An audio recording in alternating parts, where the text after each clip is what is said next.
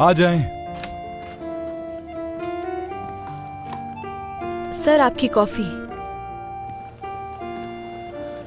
बहुत शुक्रिया।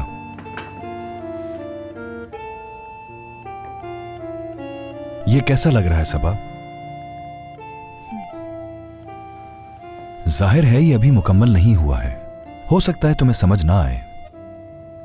बहुत खूबसूरत है।